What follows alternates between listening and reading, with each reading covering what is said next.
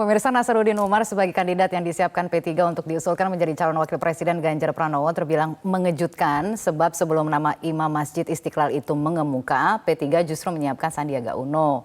Sayangnya mantan politisi Gerindra itu tak kunjung jelas memberikan kepastian kapan akan bergabung dengan P3. Lalu kenapa tiba-tiba berubah? Seberapa besar peluang nama Nasaruddin Umar dapat diterima PDI Perjuangan, khususnya Ketua Umum PDI Perjuangan Megawati Soekarno Putri? Kita akan langsung mengulasnya bergabung bersama saya di studio. Ini luar biasa sekali ya.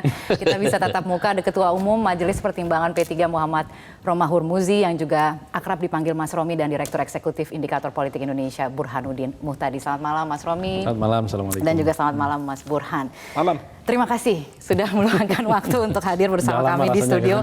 Betul. Jadi saya harus mengucapkan terima kasih begitu ya. Tapi saya ingin mengutip pernyataan dari Mas Romi begitu ya. Sedang mengelus-ngelus ya kan Nasaruddin Umar sebagai cawapres yang akan diusulkan untuk mendampingi Ganjar. Sudah sejauh mana sebenarnya prosesnya? Pertama tentu kita memahami paling tidak kita melihat tadi kan ada peristiwanya mereka disandingkan gitu ya. Sekarang ini disandingkan minimal gambarnya dan tempat duduknya. Nah, tinggal apakah ini akan berlanjut nanti menjadi forum konstitusional untuk pencalonan, nah kita tunggu. Pertama tentu kita tidak hanya mengelus Pak Nazar seperti yang kemarin saya sebenarnya sudah sampaikan. Jadi kemarin saya ke Manado juga bertemu dengan Pak Oli di sana untuk satu keperluan, tetapi setelah itu kawan-kawan wartawan nyegat dan sudah menanyakan, Mas katanya ada Pak Nasaruddin Umar nanti di sini. Oh ya, apakah menyiapkan acara ini? Di antaranya saya menyampaikan seperti itu. Dan ketika apakah ini menjadi bakal calon wakil presiden akan mendampingi Mas Ganjar? Di antaranya yang sedang kita elus-elus adalah Pak Nazar. Karena, jadi bukan satu-satunya yang sedang dielus-elus. Tentu. Karena kan kita juga melihat respons publik dan juga kita melakukan check and recheck kepada seluruh pemangku kepentingan. Karena ketika kita akan meletakkan calon presiden dan wakil presiden, ini kan untuk Indonesia, bukan untuk PDIP dan P3 begitu. Sehingga memang kita juga perlu check and recheck, apalagi Pak Nazar ini memang dari sisi kriteria yang sedang kita siapkan itu memenuhi beberapa aspek ya. Misalnya beliau ini kan kita lihat keseimbangan Jawa luar Jawa di dalam Dwi Tunggal ini yang dilakukan oleh sejak Bung Karno dulu. Ini juga Pak Nazar adalah dari Makassar. Kemudian yang kedua, beliau adalah penggiat dan juga kita tahu persis paham keagamaan Islamnya moderat. Dan beliau adalah Rois Syuriah, pengurus besar Nahdlatul Ulama. Dan kita tahu persis Istiqlal itu menjadi tempat persinggahan terbesar umat Islam di Indonesia dari berbagai aliran. Jadi nggak ada istilahnya Istiqlal itu masjidnya NU atau masjidnya Muhammadiyah. Itu masjid semua umat Islam di Indonesia begitu. Dan beliau sekarang menjadi imam besarnya untuk periode kedua. Karena saya masih ingat betul ketika periode lalu Menteri Agama dari Partai Persatuan Pembangunan juga Pak Lukman Hakim Saifuddin pada waktu itu menunjuk Pak Nazar sebagai imam besar. Lanjut di periode ini. Artinya kan memang beliau kepakarannya juga diakui. Ini Mas Burhan ini salah satu muridnya, siswa bimbingannya. Cukup bangga begitu ya ketika tapi ini kan namanya. Dan satu lagi sebenarnya. Apa itu? Beliau pakar gender dalam Islam. Jadi disertasinya mengenai argumen kesetaraan gender dalam Al-Quran. Dan gender itu isu yang sangat menarik perhatian Ibu Megawati. Jangan lupa waktu mendeklarasikan Ganjar tanggal 21 April, itu awalnya itu beliau banyak menyebut soal pentingnya perempuan masuk dalam kepemimpinan politik. Dan dilakukan di hari Kartini. Di hari Kartini. Meskipun ini dia nih ya, awalnya begitu, tapi kan jualannya nanti Mas Ganjar ya. Jualannya kejauhan nih. Enggak, tapi saya ingin bicara soal nama ini kan bahkan ya tidak muncul namanya selama ini, bahkan tidak ada dalam rilis survei yang baru saja dirilis hari ini oleh Indikator. Amin itu karena saya pelaku sejarahnya muncul hanya setengah jam sebelum diumumkan. Jadi kalau ini muncul sekarang sudah bagus banget itu masih jauh. Dari pengalaman sebelumnya gitu paling tidak masih gitu 6 bulan gitu. Jadi tapi kemudian faktor religi gitu ya. Ini kan artinya ketokohan di bidang agamanya begitu ya, dengan berbagai latar belakang yang tadi sudah disampaikan. Ini kemudian yang dirasa menjadi salah satu kriteria yang penting untuk dipertimbangkan ketika kita bicara pasangan cawapres dari seorang Ganjar. Mengapa itu kemudian? Dari pandangan P3 dari waktu ke waktu di tunggal nasional kita itu selalu nasionalis religius atau religius nasionalis, dan itu tampak sempurna dalam semua pencalonan presiden. Bahkan di tahun 2004 itu semua pasangan menggambarkan itu, 5 pasang waktu itu. Jadi kalau hari ini pun P3 menyodorkan konsep yang sama kepada PDI Perjuangan pada saat kita bertemu tanggal 25 April lalu di DPP PDI Perjuangan. Jadi ini sudah diusulkan begitu? Namanya belum tentu. Karena tadi saya katakan kita masih menginventarisir beberapa nama. Tetapi luar Jawa ini juga menjadi penting. Dan sebenarnya nama-nama yang sekarang ini sudah muncul dalam surveinya Mas Burhan, misalnya kayak Pak Erick Thohir, itu juga luar Jawa. Pak Sandi juga luar Jawa. Pak Mahfud MD juga luar Jawa. Madura itu bukan Jawa loh. Kalau itu Jawa nggak perlu jembatan kan begitu. Karena ini ada jembatan berarti bukan Jawa gitu.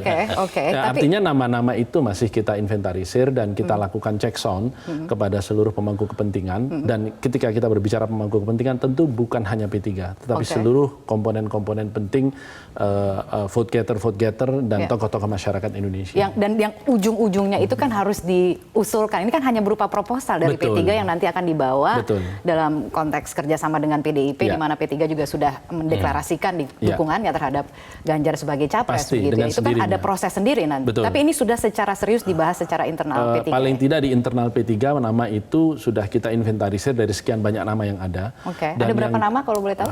Ada beberapa nama. Ibu Mega kan menyebut ada 10 nama waktu itu. Di antaranya ada yang dari P3 yang kita usulkan, kira-kira begitu. Dan ini jadi yang dari 10 itu yang belum diusul, itu di luar yang diusulkan P3 berarti? Yang mana? Yang dari 10 yang sudah disebut-sebut ada? 10 nama itu di dalamnya ada orang-orang yang memang sedang kita inventarisir. Tentu pada waktu itu Bu Mega langsung mengatakan soal nama, mari kita endapkan dulu, meskipun kita sudah memiliki nama-nama, tetapi kita menunggu ada partai-partai lain yang sudah mengantri di gerbong kita. Nah, itu yang kita masih tunggu. Silahkan dianalisa Mas Burhan. Enggak, tapi kalau kita bicara, ini ada survei kebetulan juga yang baru dirilis hari ini. Kalau kita sekarang fokus ke simulasi cawapres, coba disebutkan siapa yang berada pada peringkat teratas. Ya, sebenarnya kalau kita lihat survei terakhir indikator untuk cawapres itu ada sedikit perubahan. Sandiaga Uno menyalip Ridwan Kamil. Ridwan Kamil turun, Erick Thohir sedikit mengalami kenaikan, Mahfud MD naik. Ya, dibanding survei sebelumnya, AHY turun. Nah, jadi belum ada nama Nasaruddin Umar, baik dalam simulasi top of mind maupun simulasi tertutup. Karena belum pernah disebut-sebut sebelumnya? Belum pernah disebut sebelumnya dan mungkin belum masuk dalam memori pemilih terkait dengan siapa orang nomor 2 yang dianggap tepat mendampingi 3 capres. Jadi menurut saya apa yang disampaikan oleh elit PD Perjuangan, termasuk disinyalir oleh Ibu Mega maupun P3, itu bagian dari uji pasar, ya bagian dari testing the water. Apakah bisa diterima atau tidak oleh pemilih. Kalau dilihat dari sisi pertimbangan elit, itu bagus sekali kan. Ada Jawa luar Jawa, ada Islam, maksud saya religius dengan nasionalis, kemudian senior dengan junior gitu ya. Ada banyak pertimbangan yang menunjukkan saling komplement ya. Senior dan junior ini menarik nih untuk dibahas lebih lanjut. Karena dua wapresnya Pak Jokowi senior. Tradisi harus dilanjutkan berarti. Ini kaitannya dengan 2029 juga. Jadi bukan semata-mata peta pertarungan di 2024, tetapi apakah cawapres yang dipilih itu mengirim pesan yang cukup kurang positif terkait dengan peta terutama elit-elit partai untuk 2029. Nah, kalau senior itu kan relatif tidak terlalu membahayakan ya, karena dianggap tidak akan mengganggu gitu ya kenyamanan para elit ya di 2029. Tapi kalau misalnya sama-sama relatif muda, itu kan juga cukup mengganggu, apalagi kalau misalnya cawapresnya bukan berasal dari partai tertentu. Jadi lagi-lagi ada banyak pertimbangan, tetapi lagi-lagi pertimbangan elit itu kan akan diuji oleh publik. Publik menerima atau tidak? Sebab kalau misalnya publik tidak menerima, elit harus menegosiasi, harus berdamai dengan kepentingan publik kan. Jadi kalau misalnya elit punya kemauan, tetapi pemilih tidak mau untuk mencoblosnya, kan nggak ada gunanya juga. Jadi faktor elektoral masih tetap penting. Masih menentukan. Menurut saya terpilihnya Ganjar sebagai capres PDI Perjuangan juga bagian dari pertimbangan elektoral kan. Karena awalnya Ganjar bukan bagian dari top list dari elit PDI Perjuangan. Kita harus break. Kalau tidak salah tadi saya bukan break ya. Break. Tapi pertanyaannya adalah, mohon maaf ini tadi tidak dengar. Tapi pertanyaan berikutnya itu adalah, kalau kita bicara soal privilege yang dipunyai oleh P3 sebagai mitra, paling tidak ya, ada kerjasama yang sedang dibangun antara P3 dengan PDIP, seberapa jauh, seberapa besar? Mitra paling awal. Seberapa besar sebenarnya privilege-nya untuk ikut menentukan, mengusulkan paling tidak seperti apa nanti mekanismenya, itu mungkin bisa dibahas. Dan kemudian saya ingin tanyakan, ada apa yang terjadi dengan Sandiaga Uno? Itu yang menjadi pertanyaan juga. Baik, tapi kita harus jeda terlebih dahulu, akan kita lanjutkan perbincangannya sesaat lagi.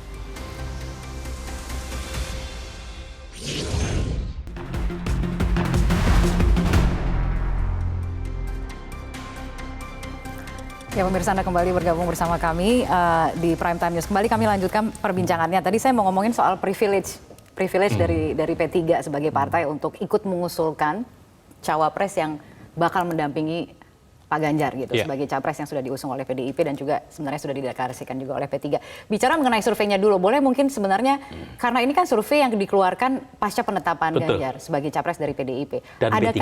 Dan P3. Adakah pengaruhnya secara elektoral? Buat P3? Ya.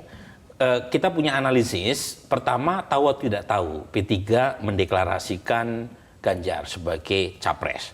Nah itu yang tahu baru 31%. Tetapi bagi masyarakat atau responden yang tahu Ganjar sudah dicapreskan oleh PDI Perjuangan, awareness-nya lebih tinggi lagi, 51% yang tahu. Tapi kan soal awareness nggak terlalu penting. Yang penting adalah setuju atau tidak setuju. Nah mereka yang setuju dengan pencapresan Ganjar oleh P3 itu memang mayoritas, meskipun belum tentu dipilih gitu. Nah kalau kita lihat mereka yang setuju P3 mencapreskan Ganjar, itu elektabilitas P3 lebih rendah dibanding mereka yang tidak setuju. Poinnya adalah basis P3 itu lebih banyak yang tidak setuju dengan pencapresan Ganjar sebagai capres P3. Nah ini justru jadi poin penting buat ngobrol dengan PDI Perjuangan. Karena bagaimanapun P3 tanda kutip mengorbankan basis bawahnya ketika mencapreskan Ganjar sebagai calon presiden oleh P3. Ini persis dengan Pak Jokowi. Ketika Pak Jokowi diumumkan capres oleh P3, itu P3 harus menentramkan ketidaksetujuan dari basis masanya di bawah. Kalau elitnya sih setuju, cuma di bawah ini. Nah pada titik itu P3 harusnya bicara dengan PDI Perjuangan, karena untuk mencapreskan Ganjar ada harga elektoral yang harus mereka bayar. Nah karenanya, nah ini saran ya buat P3, untuk cawapres harusnya menjadi tanda kutip privilege ya buat P3. Karena bagaimanapun P3 satu basis masanya banyak yang nggak setuju dengan Ganjar sebagai capres. Yang kedua P3 adalah partai pertama selain PDI Perjuangan yang mencapreskan Ganjar. Nah cuma masalahnya kan soal siapa yang berhak untuk mengusulkan. Kadang-kala kan bicara soal kursi dan PDI Perjuangan merasa kursi saya jauh lebih tinggi ketimbang P3. Tapi ada hal-hal lain. Misalnya dengan argumen elektoral tadi, yang menurut saya penting untuk disampaikan kepada PDI Perjuangan bahwa P3 layak juga untuk mendapatkan privilege ya, untuk mendiskusikan soal cawapres.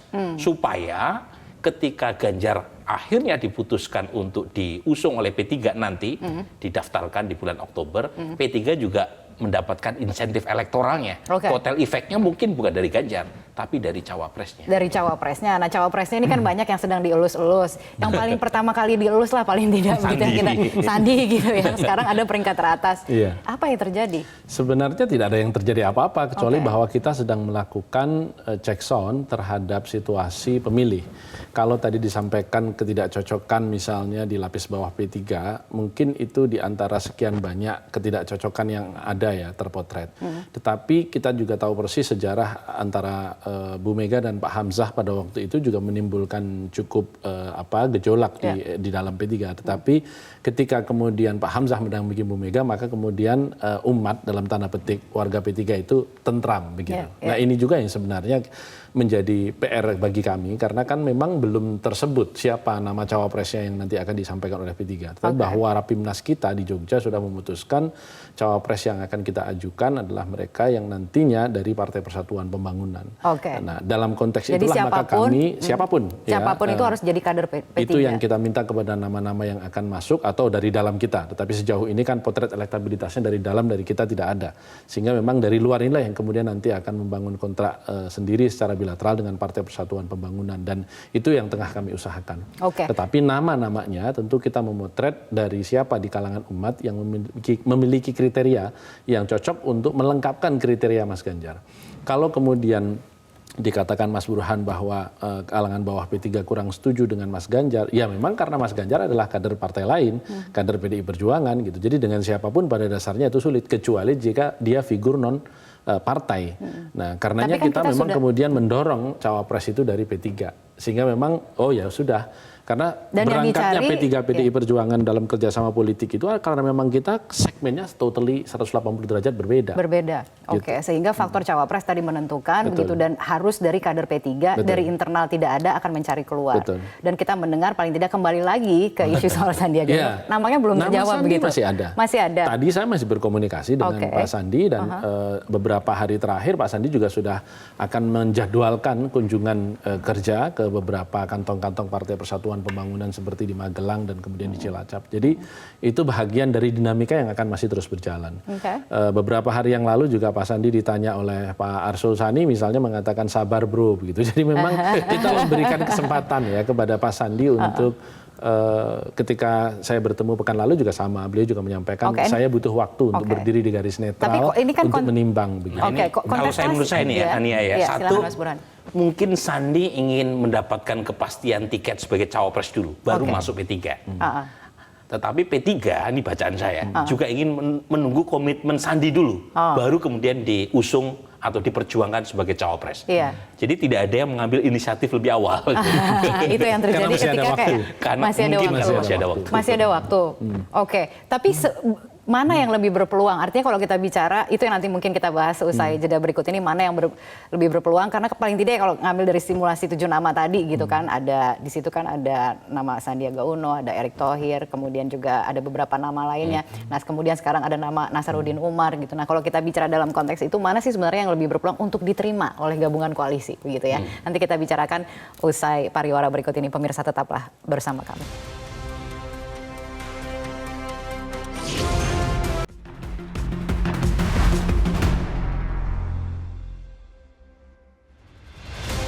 Ya, pemirsa Anda kembali bergabung bersama kami di Prime Time News. Perbincangannya sangat menarik saat jeda. Ya, ini yang mungkin kita bisa ulas lebih pas off air.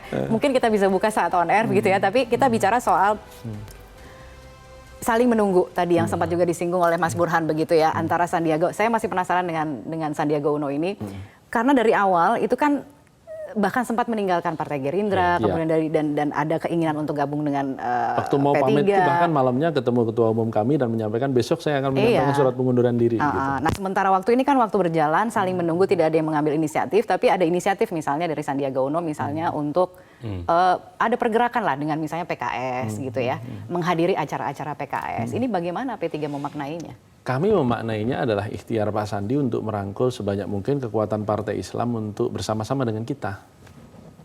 Ya, karena kalau dari sisi warna, P3 itu kan Partai Islam tradisionalis, PKS itu modernis. Jadi P3 ini pedesaan, PKS ini perkotaan. Kira-kira begitu. Jadi memang ini akan melengkapkan komposisi nasionalis religius yang komponen religiusnya ini menjadi lebih lengkap kalau PKS bergabung kemari. Dan hal itu dilakukan murni karena keinginan sendiri atau ada faktor lain begitu yang mempengaruhi? Tentunya ketika ini komunikasi antara Pak Sandi dengan PKS, Mas Burhan tertawa. Ya Pak Sandi sendiri yang bergerak ke sana. Karena ini keinginan dari Pak Sandi sendiri? Ya tentu, karena kami juga menanyakan ketika Pak Sandi bergerak ke sana, ini apa ini kira-kira? Jadi tetap lapor ke P3 gitu? Kita komunikasi sangat intens dengan Pak Sandi. Mas Burhan bagaimana melihatnya? Ini murni karena pilihan sendiri atau ada faktor lain begitu yang mengorkestrasi di balik itu semua?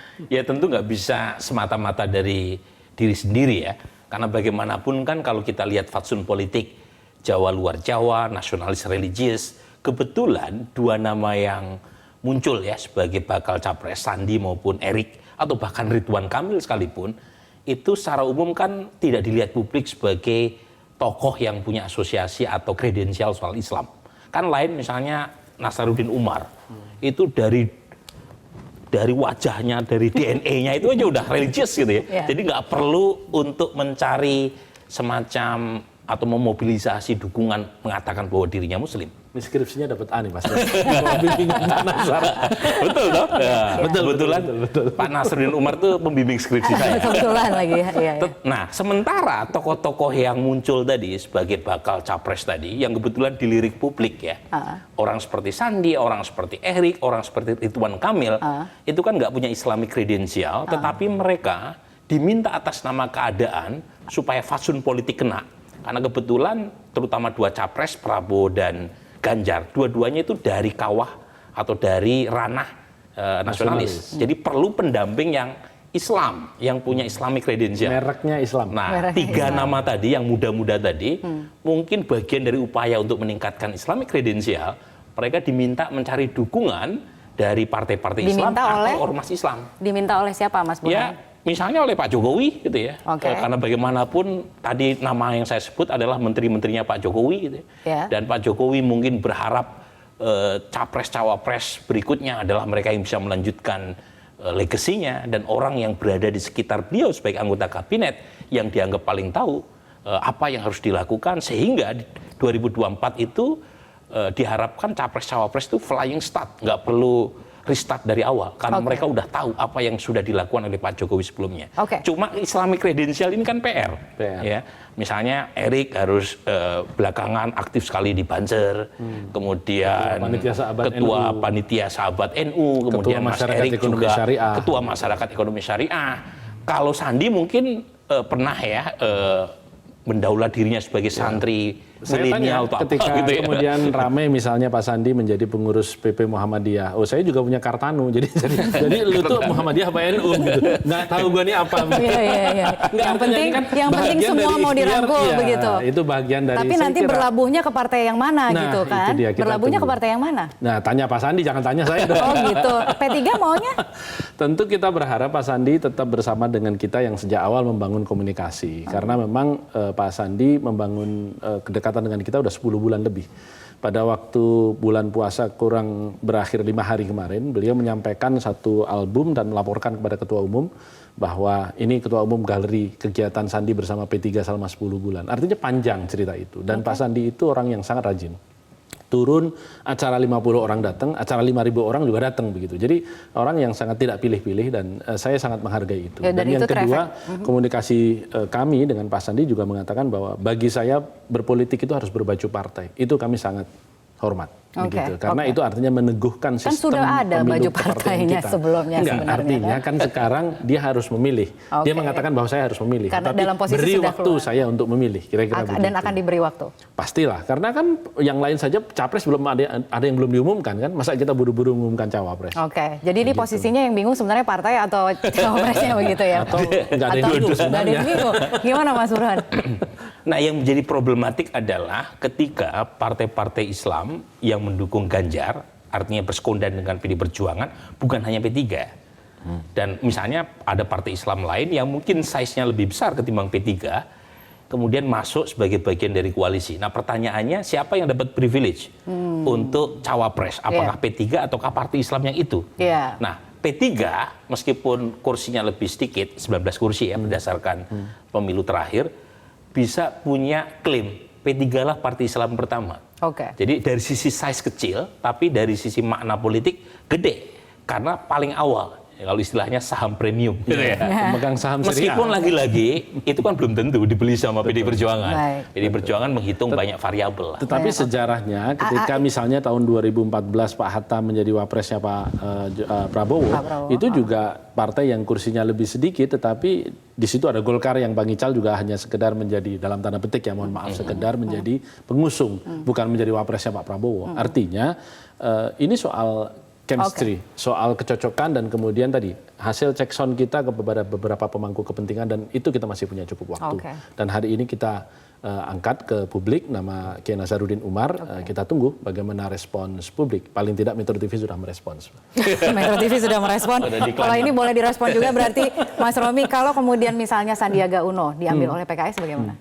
Sejauh ini komunikasi ke arah situ belum terlihat. Karena yang ada dan komunikasi kami adalah Pak Sandi yang justru akan mengajak PKS bersama-sama untuk baiklah.